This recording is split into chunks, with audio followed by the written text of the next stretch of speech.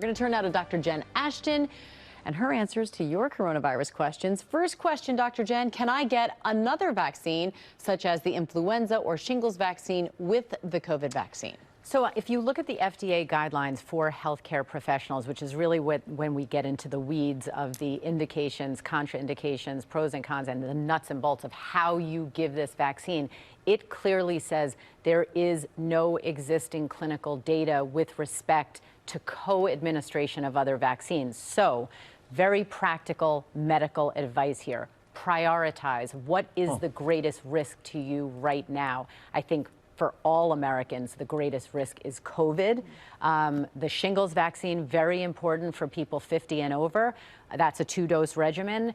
People can get some symptoms after that as well. Right now, that's not an emergency. The influenza vaccine, always recommended, always available. Right now, that's not an emergency. The COVID vaccine is. So most people would say, get what you can get. If you can get the COVID vaccine now, give it maybe 2 weeks and then try to get any of the other ones. For children, big push not to delay regularly scheduled immunizations in the setting of this pandemic. All right, question number 2 here, Doc. Did you have any side effects after the second dose of the vaccine, and has it changed what you're doing?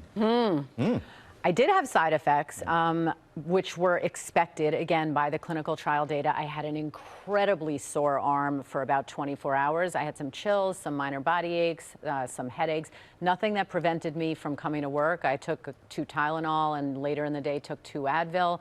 But you have to expect that. That is your immune system responding to the vaccine. If you ask my kids, they'll say I'm just as weird as I've always been. No long-term effects. That's right, exactly. All right, love this next question. Can you settle this debate I have with my husband?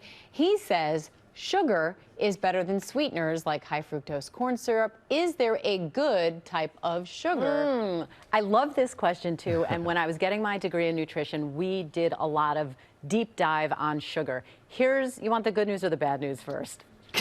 I don't know. I want the bad. Give me the bad news Okay, the first, bad yeah. news is that in our brain, in our reward center, anything sweet works the same way. It triggers that dopamine surge, makes us want more of it. The good news is that there are a variety of different profiles for different sweeteners or sugar substitutes. Some are better for dental health, some are better for glycemic control or blood sugar levels, but at the end of the day, it's calories, it's the profile, and it's what it does in your brain.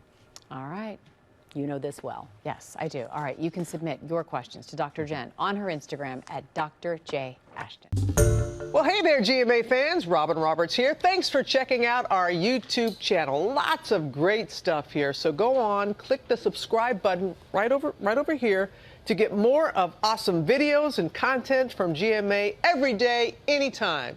We thank you for watching, and we'll see you in the morning on GMA.